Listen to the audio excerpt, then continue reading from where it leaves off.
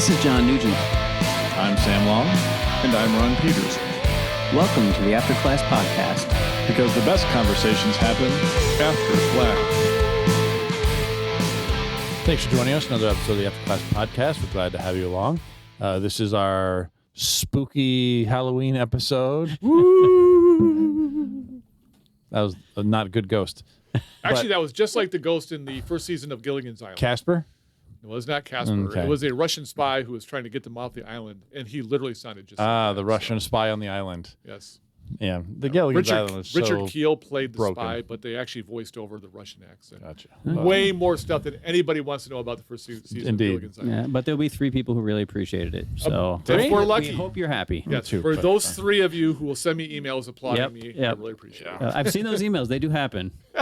We really appreciate Ron's arcane knowledge. Are those the same people who listen to your podcast, the Homely House Yeah, thing? the last Homely House one. They're the same ones who like Tolkien stuff, so. I feel like we should give you a plug. So I he's got appreciate another podcast if you like Tolkien-y stuff. Yes, it's very Tolkien-y. what's The it Last called? Homely House. Last a Tolkien Homely roundtable. House. With Okay. former students, John Hatter and Jasmine Bennett. So I Yeah. almost said her, unmarried name. It's good times. It's good times for somebody. Yep. so- For those handful of people who like to listen All right. to us. Right. But yeah, Halloween around the corner. Big plans for Halloween, fellas? For me, my Halloween plans will revolve around my grandkids. Once you start having grandkids, everything is about them.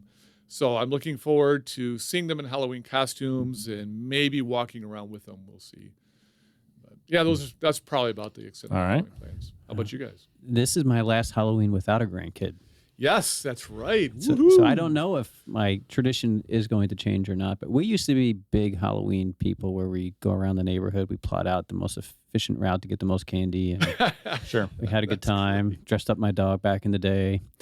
But since then, we've been, now that we are empty nesters, we get together with Dawn and Dave Richards, very good friends of ours, and we used to go together with them and their kids and our kids together. And so now that our kids are all gone, we just get together and hang out and play euchre and enjoy some good food and drink and answer the door and hand out candy. Oh. So that's probably what we're going to do. Yeah. Yeah, we shut it down and no one comes near our house. The lights are off, front porch light, the living room light. Yeah. And if someone knocks, I run out from the side door and scare them. No, just kidding.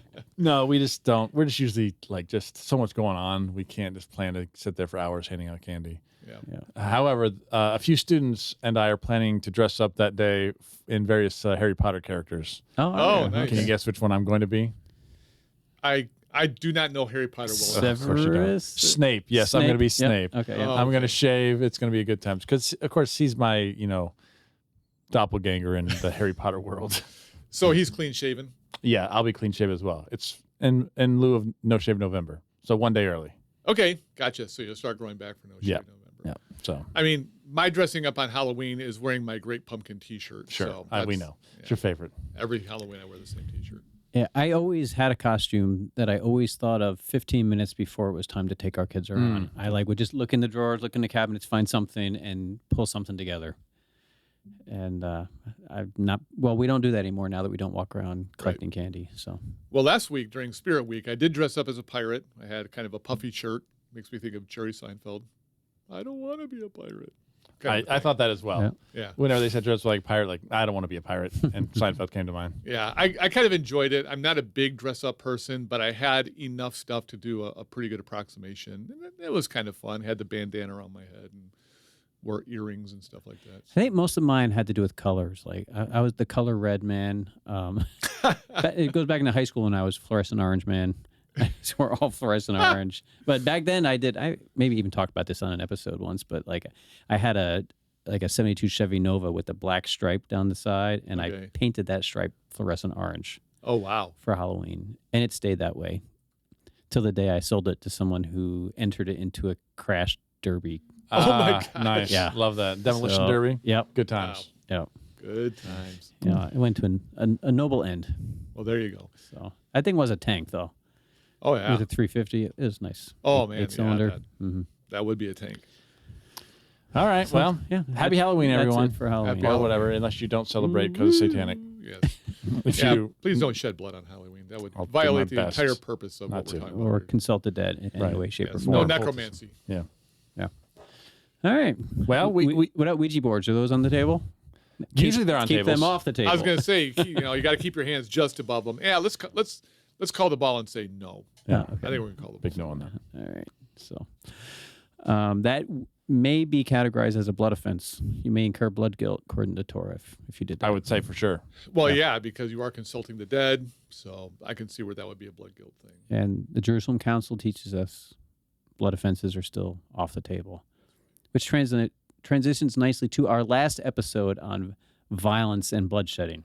No matter what. And there was some rejoicing. Mostly on my part. Yeah, this series did go longer than I thought. Yeah, it did. And, I agree.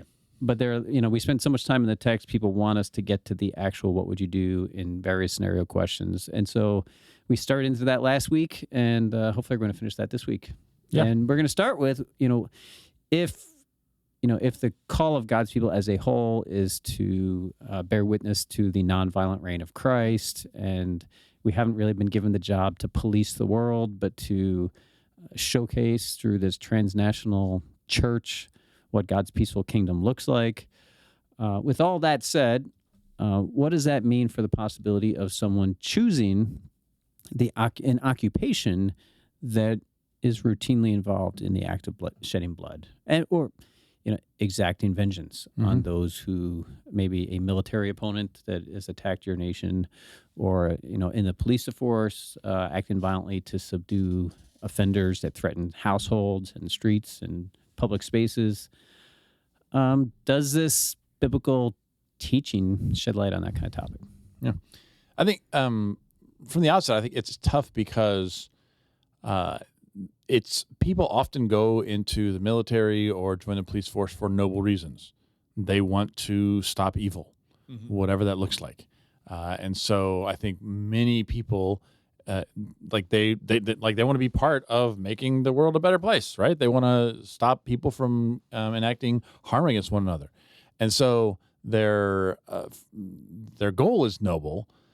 Question is it still something that we should engage in, right? And justifies the means situation, and so that's what I think it makes it tough, because just on from what we've talked about, that role is not a Christian's role, right?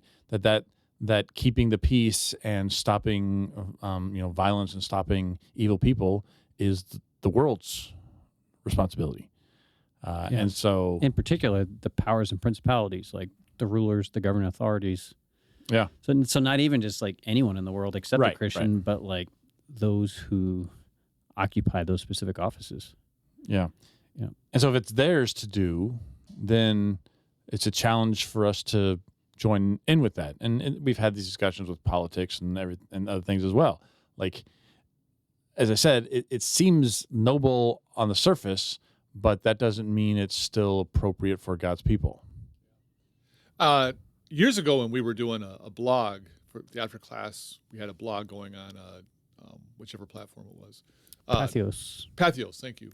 I remember writing a blog post about this, and I think I still stand where I stood back then, that I understand that some people will look at using violence to subdue evil powers as necessary. And to a degree, that does make sense. Like, you're keeping them from getting out of control. And that's what the world would say. These evil powers are getting out of control. They're threatening people. And so we've got to dial them back. And I understand the internal logic behind that argument. But I think what people don't fully appreciate, and I think this is especially important for Christians, is that when you use the world's playbook to accomplish those ends, it still ends up with a very corrupt end. That you're not going to accomplish the good. You may dial back the evil and keep it from getting too strong, but you're really not going to be accomplishing God's kingdom purposes when you engage in that kind of activity. Anything that is born out of blood ends up just perpetuating the same kind of outcome. And so there's a sense in which that's the way the world does things, and God has kind of organized things to keep things from getting out of control. But he's called us to offer the world a different vision. And it's a vision that says you don't have to kill people in order to accomplish this. The world's going to do that, and it's going to maintain a kind of, internal equilibrium, but it's really not going to push us forward to the kingdom that God anticipates. And so he's like, let the world do what it does. Okay. They're going to do their violence thing, and it's going to keep things getting out of control. But are you willing to embrace a different kind of vision that says, all right, here's a better vision that doesn't grow out of that? And I think that that's what we as Christians should be talking about. Again, I understand you see evil happening and you want to be part of the solution. I want to be part of that solution too. Let the world do its thing, but let us step in and say, here's a different alternative that actually gets us to a better end goal. And hopefully it's an end goal that doesn't end up getting corrupted because it was born in this kind of bloodshed. Yeah. So you see a kind of division of responsibilities. Yeah, in a sense, like I said, I think God set up a system whereby it's checks and balances. God's system just keeps anybody from having too much control. It's like, in the first century, everybody thought Rome was the eternal empire.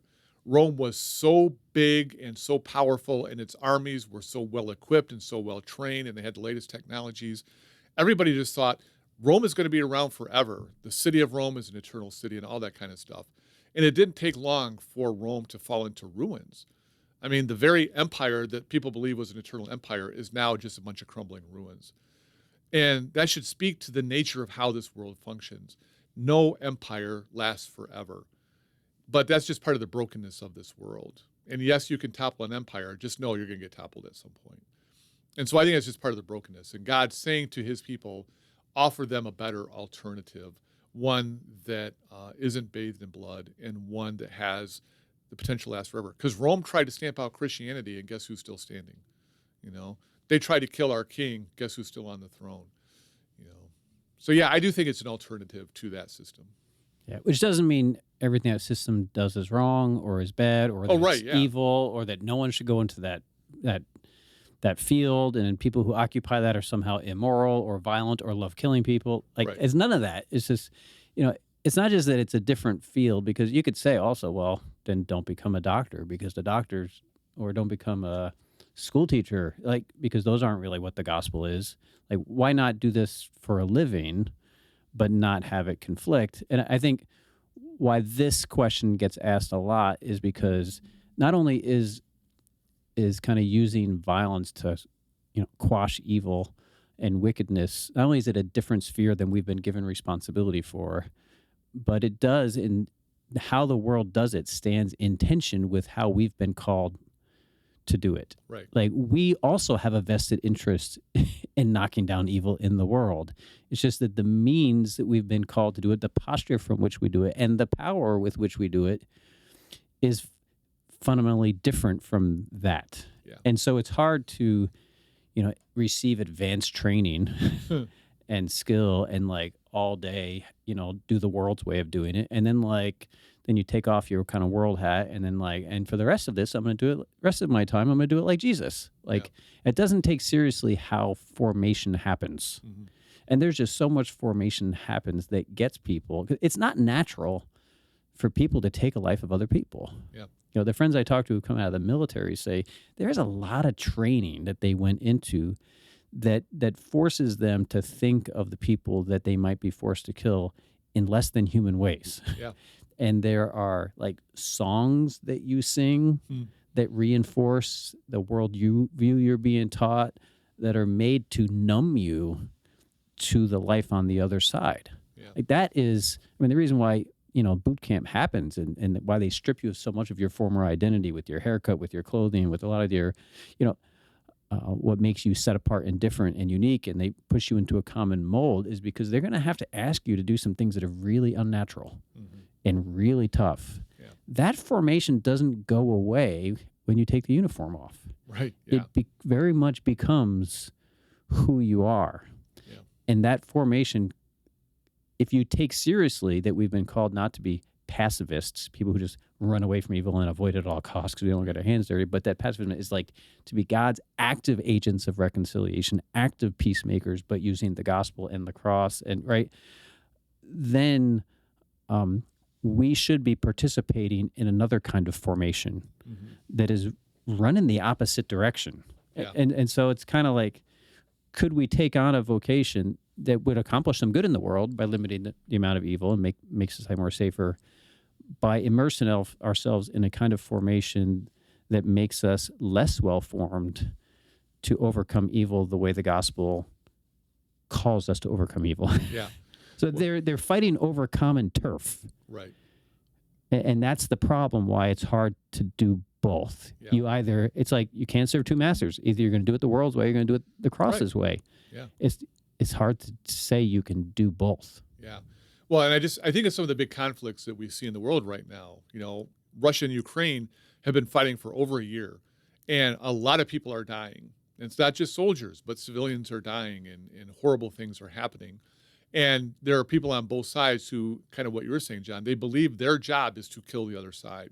And the only way we're going to reestablish peace in this region is by me overpowering my opponent, killing them, wounding them, killing people and breaking things.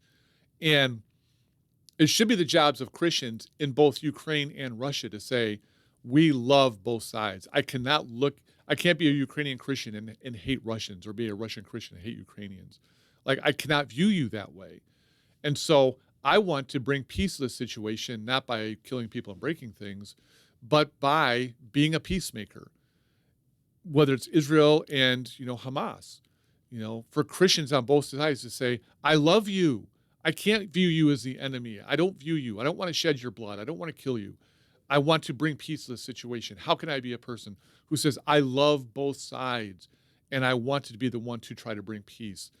And not peace by killing the other side, but finding a way to bring peace that doesn't require that. I'm not saying it's easy. Okay? I'm not saying it's some sort of easy task, but I think it's the mission that we're called to. And I think there are lots of historic examples where Christians have tried to be those very people. Yeah, and I don't know if you guys have been watching the statistics on this. Like, in the beginning, it was just like 12 or 1,400 people in Israel have died. Yeah. And like 200 from Hamas have died. But then that 12 to 1,400 has stayed static.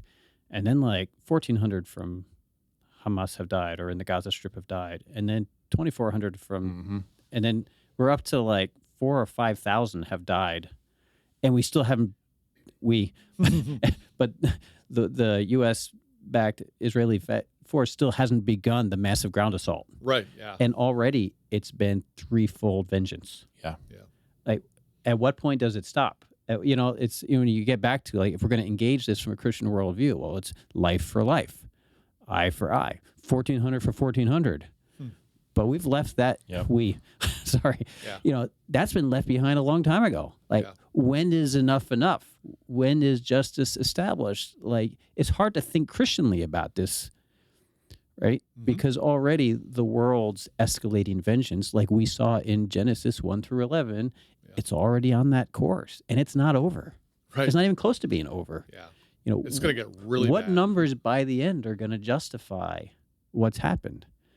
And how many Christians are dying apart? How many Christians died apart of that 1,400 on Israel's side, and how many Christians are dying on a part of the Hamas side, Right?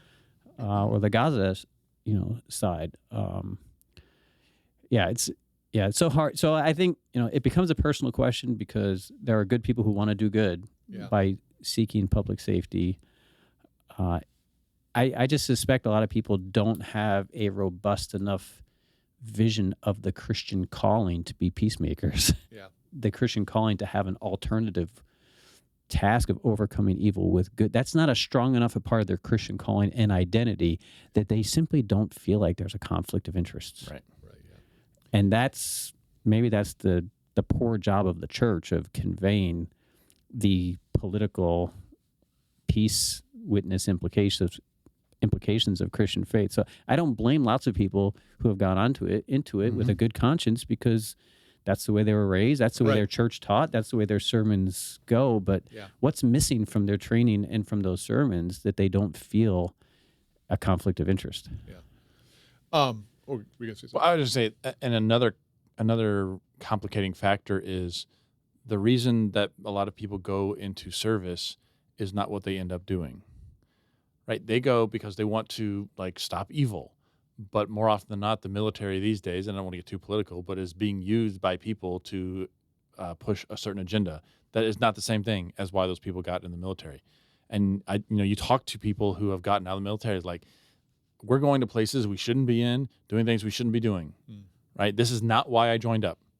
And so that's just another, like, it's the powers and principalities, but now it's the warped version. It's the Assyrians, it's the Babylonians, it's the versions that are not supposed the to Romans. be doing what they're supposed to be doing. They're doing things they're not supposed to, and God doesn't have good things to say about that. Yeah. And so, like, that's another complicating factor with, it doesn't matter how noble your reasoning is, you're entering into a system that is not doing what God wants them to be doing. Yeah. I once heard an illustration of, Christians joining into the world's means of police keeping is kind of like an artist who's given a performance, like whether they're an accomplished cellist. Cellist will go. Cellist, thank you. And everyone has shown up to see the cellist perform, and then the cellist gets off the stage and decides they want to start running the sound and like controlling the lights, and starts taking tickets, and like people are there and ready for a show, but the cellist is busy maintaining the operations of the theater. Yeah.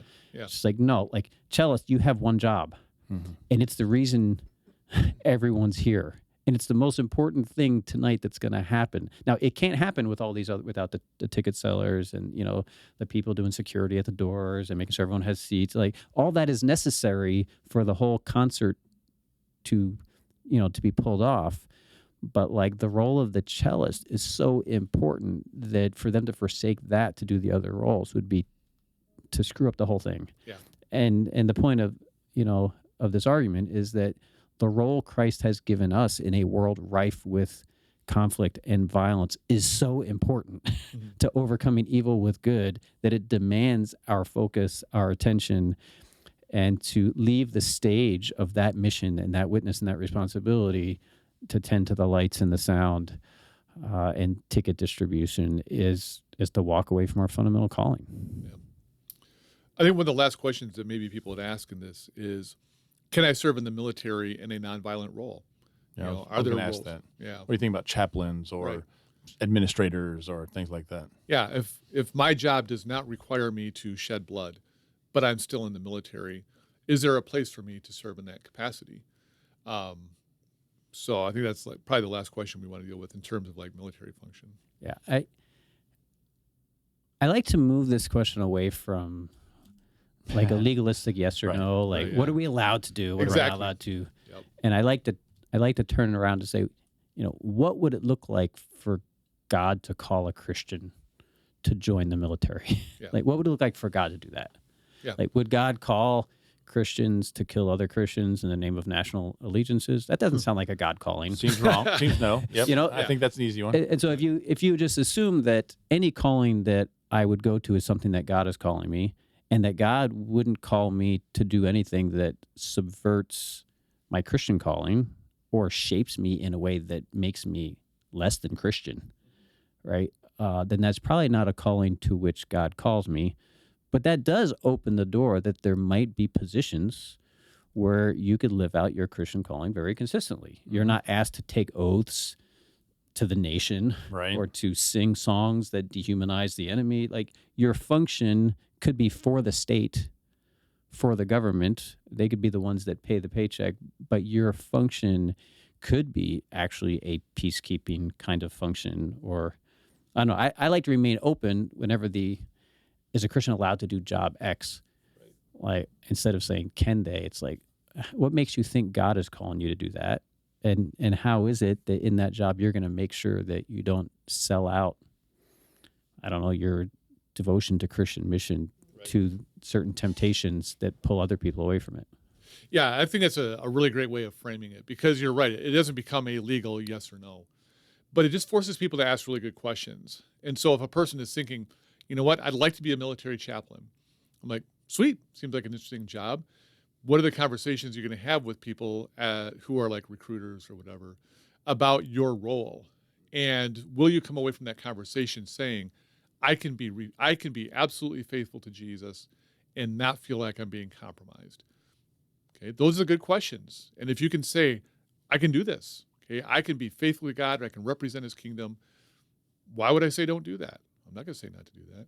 But if you come away from it going, you know what, this or that scenario might require me to make a choice, and I don't think I can make the choice they want me to, well, okay, that's an important thing as well. And I don't know what that is. And like, people are like, well, give me examples. I don't know. There are just too many. I suppose we could toss out a few, but we just can't enumerate every single one. And so all we can do is give guidelines that people have to prayerfully consider, and then do it in consultation with other people. Number one, pray, fast and pray if necessary, and talk to people who are going to give you godly counsel to make sure you're making the best decision you can. Yeah, and maybe talk to someone who has left that job because it came in conflict with their Christian convictions, and ask them, what made you leave? Yeah. What did you discover when you got there that made you say, oh, this was a mistake, not for me? Interview that person, and then maybe interview someone who got there and is still there and with a clean conscience, and ask them, where have you found the tension to be at, the struggle? And that could be an awkward conversation, because it may be that and I've talked to people like this too, they made me say things that in retrospect I wish I never said. I had to ask God for forgiveness for the things, the oaths, the words they made me say. I knew at the time what I was saying was sub-Christian and anti-Christian, and I just kind of held my nose, fingers behind the back, and I kind of pushed through it. But I'm not proud of that. People just assume that this conversation is really tough and critical of people in the military. I've had people in the military have these conversations are the coolest people to have these conversations with, because they're under no illusion about the way things really are. Yeah. They know what the formation is like, the training is like, the activities are like. They know the conditions, the way people speak to each other, the way they interact with each other. They know the agendas, and they tend to be a lot more open to having real conversations about this than someone who's never done it themselves, but they have a relative. Oh, right. Or a friend who did it. Right. And they're defending the honor of this friend or relative. Those people often are very defensive, don't want to talk about it, and very shutting you down. Whereas someone who's actually served, I find those are the best conversations. Right. Indeed. Yeah. Yeah. So have lots of those. Yep. And be willing to hear no as an answer from God. Yeah. Are you open to that possibility? Yeah. Yeah, God might say, I understand your reasoning. People are sometimes we're just so afraid of God. And God might be like, I get it. All your reasoning makes sense from the perspective where you are. I think he'd be the first one to say, I understand why you've arrived at that conclusion. But here's something more to think about. Yeah. Allowing God to be the one to be that voice to us. And then use that same rigorous analysis process with other jobs. And this is where Christians can be inconsistent. All right, with violence or military or whatever, we're going to really interrogate. But, when it comes to going into the financial services industry and becoming filthy rich and entering into a narrative where greed is acceptable and motivated, or going into professional sports that would pull you away from your family and not allow any meaningful involvement in church life, all that's great. No, this presumes that the radical way of Jesus, the high kingdom first commitment calling, would also, rule out other possible jobs that are respectable, right? And that people aspire to be because there's great honor or prestige or accomplishment that comes with them. I have a feeling there are a lot more jobs that need to be interrogated that seldom get interrogated. Yeah. And I think it's unfair to interrogate the one kind of job and not the others. Agree. Totally agree with that. This relates to a question about the Bonhoeffer question. All right, I don't think we answered that in the last haven't gotten episode. to that. Yeah. Bonhoeffer's universally hailed as a hero because he was safe and complacent in the United States and while everything was going on in Germany, and then he felt this conviction, he has to go back, he has to do something, and then he went back to Germany, and the way the story is told, he involved himself in the plot to assassinate Hitler, and then got arrested and died in prison. What about Hitler? Not Hitler. What about Bonhoeffer as role model for, getting his hands dirty and being an honorable person? Well, I was just going to say, I think part of the story is that Hitler becomes the epitome of evil in the world. Sure. If any time you want to say somebody's evil, they're always a Hitler in some way. Yeah, he's like the Ron of this podcast. That's pretty much it. Yeah, Just kidding. Exactly. And so, part of me just wants to recognize that when you're talking about Hitler, people are there's a guy who's being chewed up by Satan in the lowest, plane of hell. Right. He's stuck in his mouth there, and so there's something about that in and of itself, it's very evocative, and emotional. It's an emotional argument. It really is, and so can we? I'm not sure what I'm trying to do here. Can we somehow step back from that and say, okay, yes, it was Adolf Hitler, and yes, he was like one of the most evil people seemed to ever walk the earth in terms of the things that happened under the Third Reich.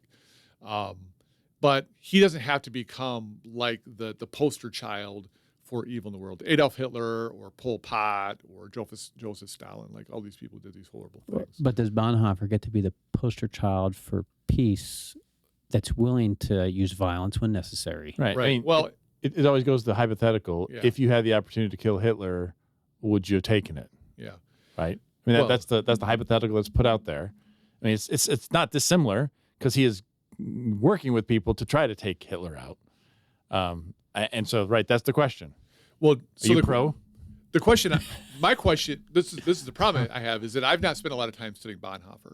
I know the basic story. I've read some of Bonhoeffer's stuff, Cost of Discipleship. Discipleship. I've read some of his stuff, but I am not a Bonhoeffer expert. And so the first question I want to ask is, are we getting the full story on Bonhoeffer? When people say Bonhoeffer was fully willing to jump in there and be a part of a plot to assassinate Hitler, is that the true story of Bonhoeffer? That's the first question I want to ask. Yeah, and there is a potential answer to that question. Okay. So Mark Nation, who has spent the time, him and other scholar friends of his, researching the Bonhoeffer-Hitler question, going deep, wrote a book, Bonhoeffer the Assassin. I believe that got published through Baker, and then there was a sequel book. I think that was published somewhere else. But anyway, they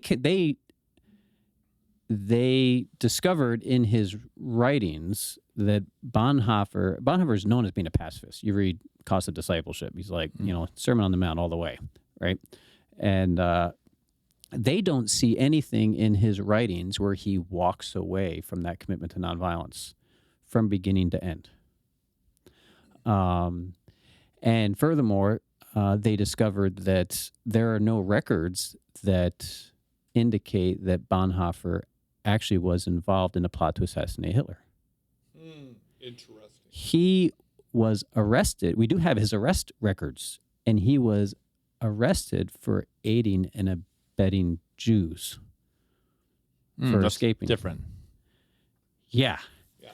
And so, and then he, died in prison. But so what really happened is he did feel like while he was in the States, like, I can't just stay here while my peoples are getting ripped apart back, and I need to go be a part of the fight. But the fight wasn't the fight to kill Hitler. The fight was the fight of being faithful to Jesus, nurturing the underground church, like raising up faithful people. And he was a part of the Anwar organization, which was a huge organization that a subset of that, which happened to be people that Bonhoeffer was related to, did get involved in a plot to assassinate Hitler that failed, right? And so Bonhoeffer definitely was friends and family with people who did try. But all the records of what he actually did is he strategically used his position within that organization to do communication from churches across countries to help move around, protect, and divert resources to Jewish people who needed it. Yeah. So he was actively involved in providing peaceful passageway for Jews, protecting, working, building up the church.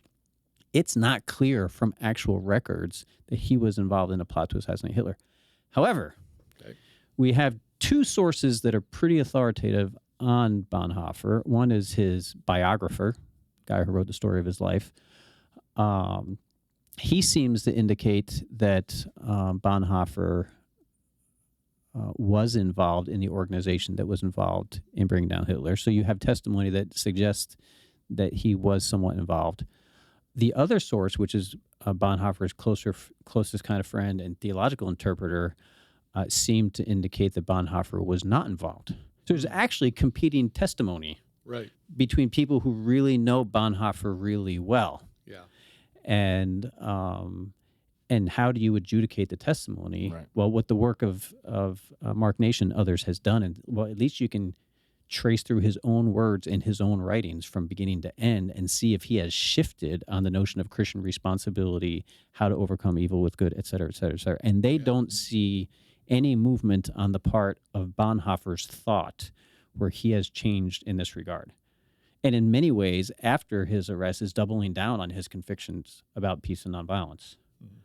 So for them, that swings it in the other direction.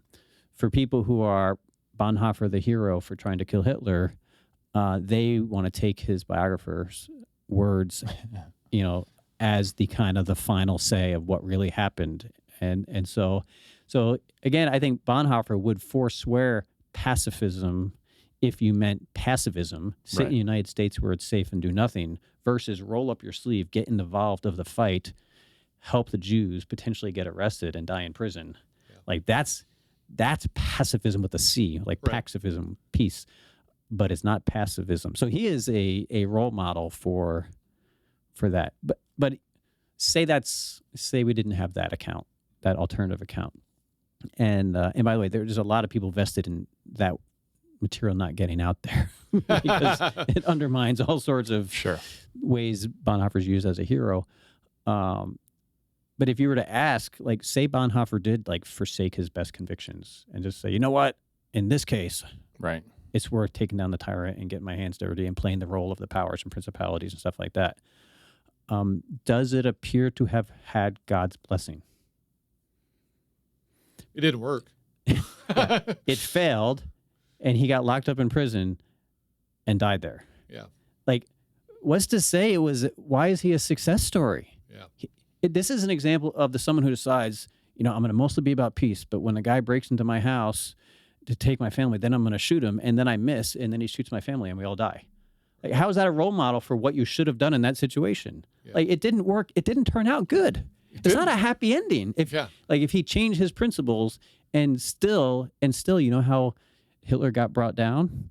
God used the powers and principalities, an allied force of nations around Germany that ganged up and took care of the evil man and his little Reich, right? And then brought it down just the way he took care of Babylon and Assyria and Persia. And like, it's the powers and principalities doing their job that got the job done. It wasn't Bonhoeffer who allegedly forsook his pacifism commitment to roll his hands. He didn't get it done. It was a failure. Right. And God let it fail. He didn't accredit it with success. Go ahead. Sorry. So how's it a hero story? Yeah, and that just makes me think of like the Old Testament story where Israel says, let's play like the nations. And God's like, fine, play like the nations. Let's see how it turns out for you. And it's a giant series of failures. If you play like the nations, we're going to lose. Yeah. And even more specifically, it's like Josiah. Right. Yeah. Josiah was the best king Israel ever had in terms of Torah observance, and like he just focused on getting people right with Torah. Except then you had like skirmishes between Egypt and Assyria going against Babylon, and Josiah stops being the Torah king and gets involved, goes up north to intercept Assyria. He gets responsible like Bonhoeffer, like he doesn't sit on his hands. He gets involved in the international things. And he gets struck in battle and mortally wounded and goes back and dies. Yeah. That's kind of, if this is what Bonhoeffer did, like, change his mind, get involved in politics like the nations. Yeah. He got arrested and got home and went to prison, eventually died. Like, he's a Josiah that didn't win. It didn't get accredited with God's victory. Yeah. Well, and I think that's why it's so important to make sure we really know the story.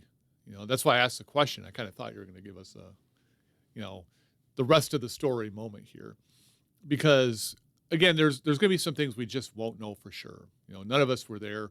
Two conflicting accounts of people who were close to him, and people are they're going to tell the story that helps them advance their narrative. And so the people who are the pro, sometimes we got to roll up our sleeves and get bloody. They're going to appropriate the part of the story that advances that. And the people who are like, no, he never. They're either going to say he never committed to that, and we have evidence to back us up.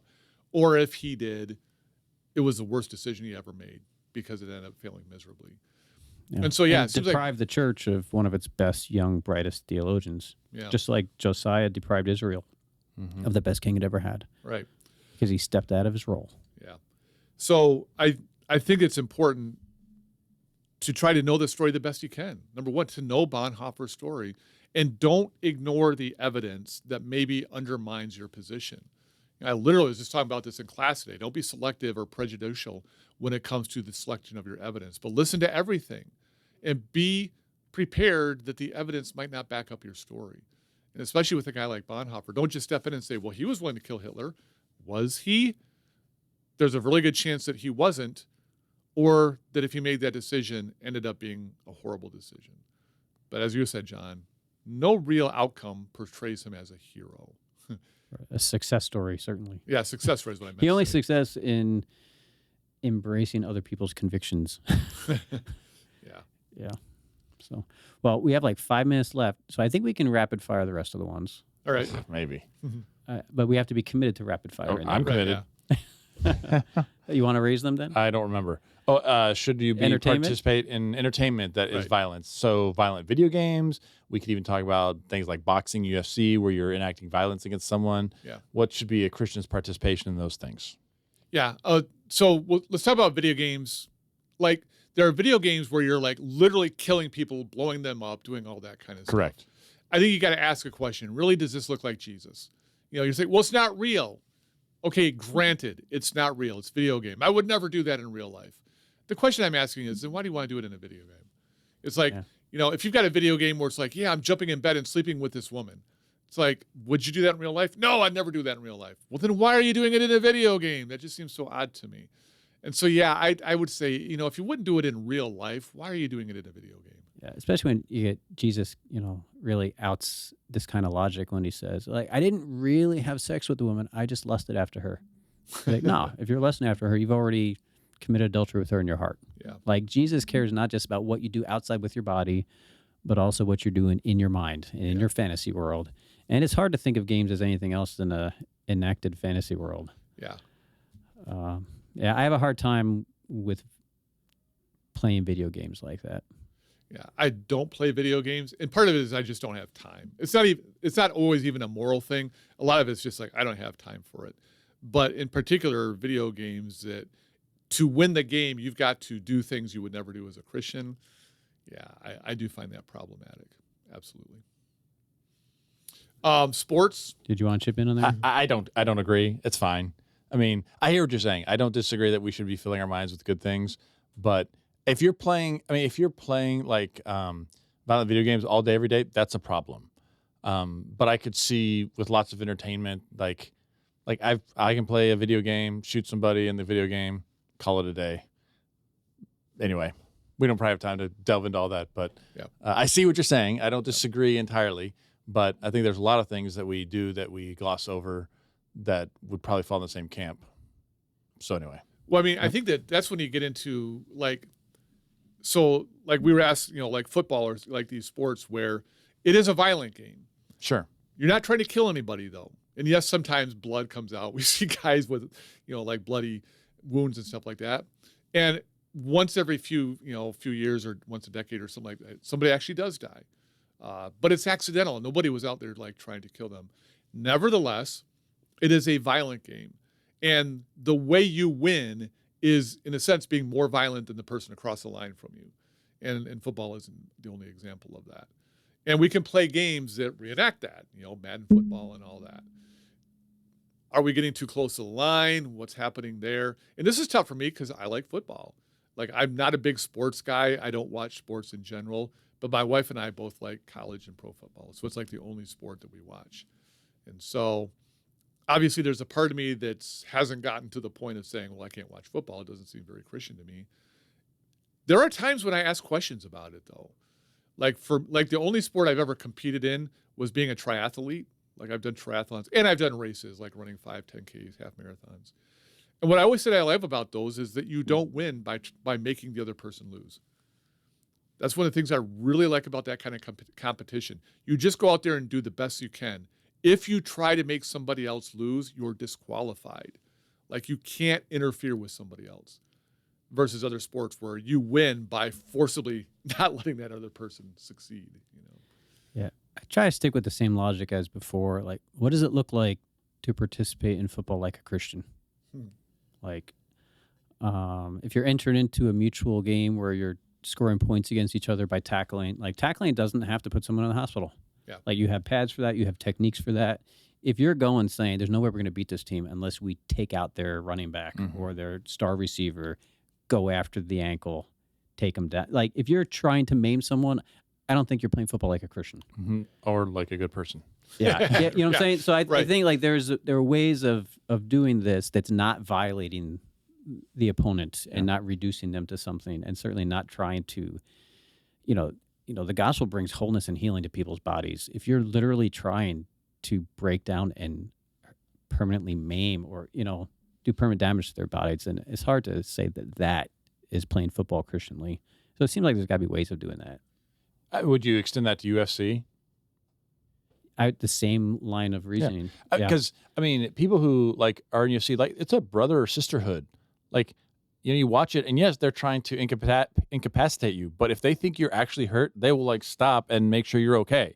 Like it's this crazy thing where like they go from like trying to knock you out to, oh my gosh, this person's knocked out, we need to make sure they're okay. It's this weird sort of thing where many of them like are quite noble in caring about their opponent.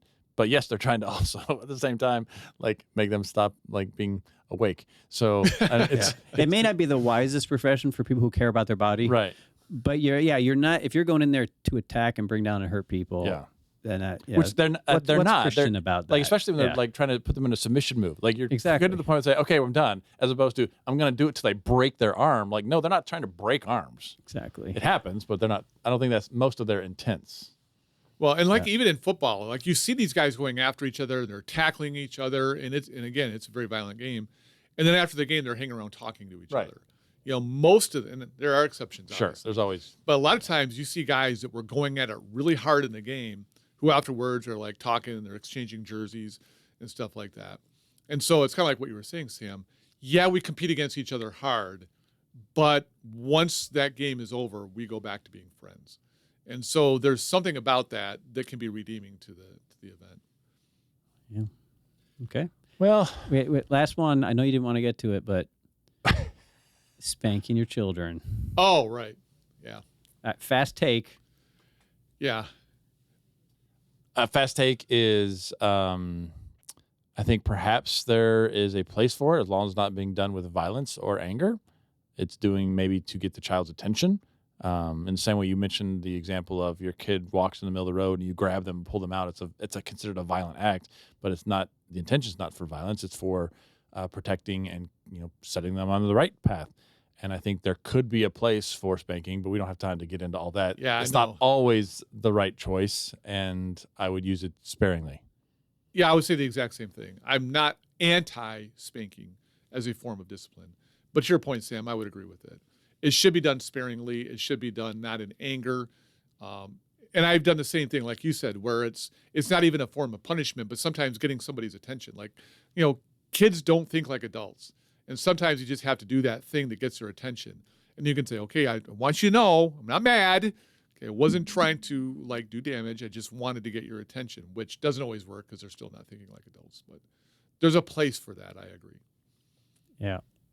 It should never be a substitute for taking the time to have the conversation you should have with them. Like if it's like you're being too lazy to raise this kid right or have the conversation or be patient with them and talking through and working through. If it's just a shortcut because you're annoyed and you're mad and you're angry and you're lashing out by physically hitting your kid, then absolutely, it's hard to say, yeah, I'm doing that like a Christian. I'm living out the way of Jesus by responding to my child in that way. And that's the way kind of Beth and I thought about our girls. There's a time when they were so young that you can't communicate with them, that they only respond if you make them feel some kind of pain, whether it's a smack of their hand or whatever. Yeah. Like that communicates, okay, that's off limits to them. And they learn that system and cue. But once they reach a certain age, they can well understand consequences and stuff. And if you're still using physicality to get their attention as a substitute for patient, kind, Jesus-like parenting, then it's probably off limits. I'd say a lot of spanking probably happens in that off limits category. Mm-hmm. Yeah, I'd agree. Mm-hmm. Yeah, I wish we had more time to talk about it. There's more that we could say, but we're really up against the end of the podcast. So. Well, hopefully you got enough out of that series, and you can fill in the gaps on your own. Amen. Until then, thanks for joining us in this episode of the After Class Podcast, After Class because... the best conversations happen after class.